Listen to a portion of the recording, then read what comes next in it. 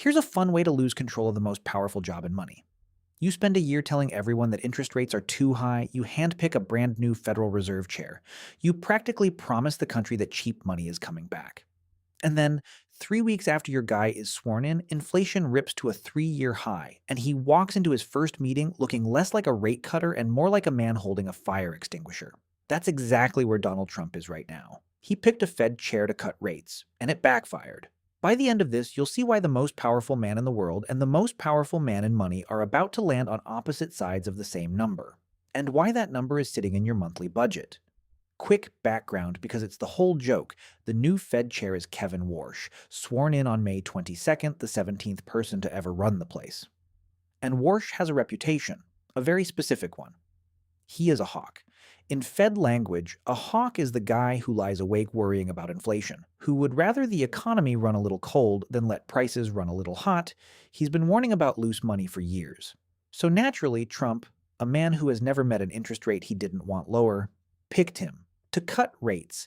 That's like hiring a vegan to run your steakhouse and acting shocked when the menu changes. And the plan wasn't crazy on paper.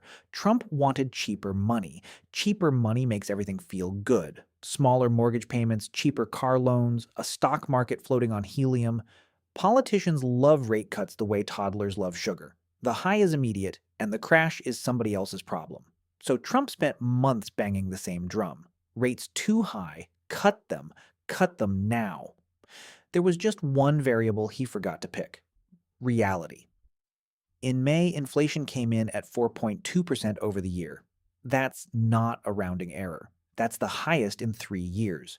Prices that were supposed to be calming down stood up, stretched, and walked straight back to the gym.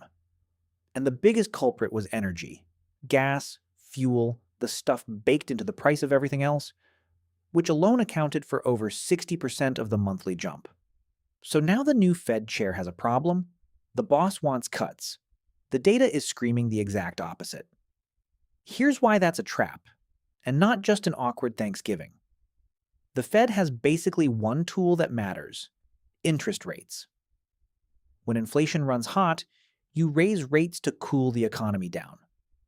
Borrowing gets expensive, people spend less, prices settle. When you cut rates into hot inflation, you do the opposite. You hand everybody cheaper money to go chase the same overpriced stuff.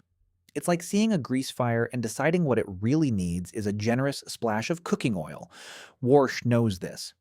It's the one thing every hawk knows in their sleep, which means the man hired to cut rates is staring at the exact situation where cutting rates is the dumbest possible move. And the market has already figured out the punchline. Go look at what traders are actually betting.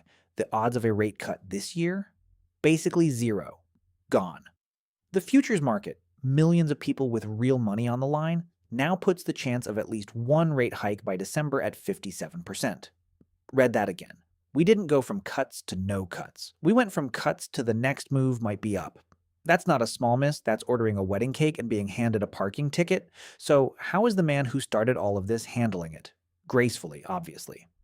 When a reporter asked Trump about that 4.2% number, the highest inflation in 3 years, he looked at the camera and said, and I am quoting him exactly, "I love the inflation. I love it. The thing that quietly robs every saver and shrinks every paycheck in the country," and the official response is a 5-star Yelp review.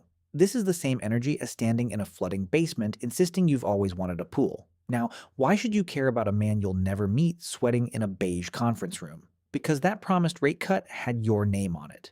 Maybe you were waiting to refinance a mortgage. Maybe you were told the credit card rate would finally come down, or that your car loan would stop feeling like a second rent.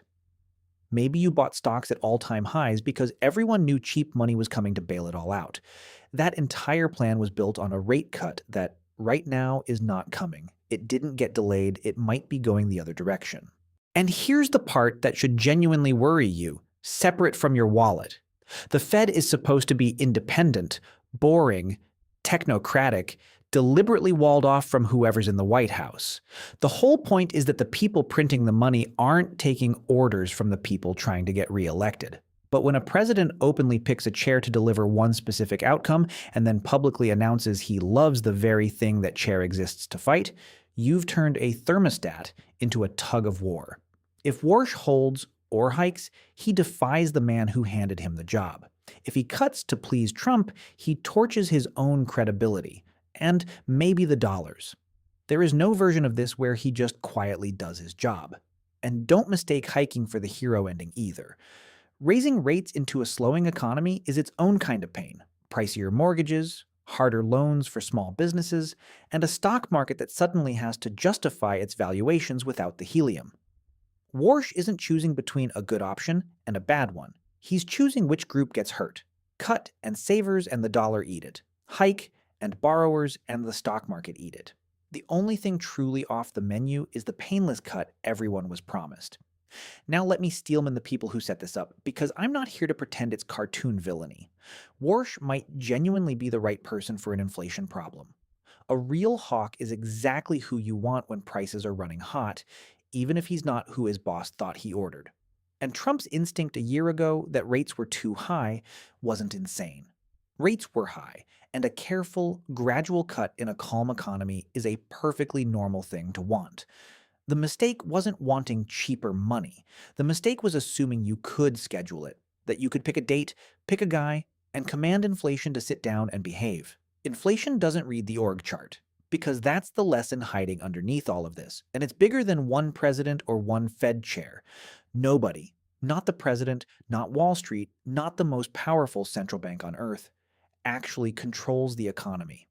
On a good day, they steer it. Trump tried to pre-order an outcome like it was a value meal, and reality sent the order back to the kitchen. So this week, when the headlines tell you the Fed held steady or signaled patience, translate it for what it actually is. The man hired to cut rates couldn't, because the thing he was hired to ignore got too loud to ignore. He was picked to be the easy yes. He's turning into the expensive no. And that rate cut you were promised? It's not in the mail. If this made the next Fed headline make a little more sense, good. That was the point. Subscribe, and I'll keep translating the money news that's quietly deciding what ends up in your wallet.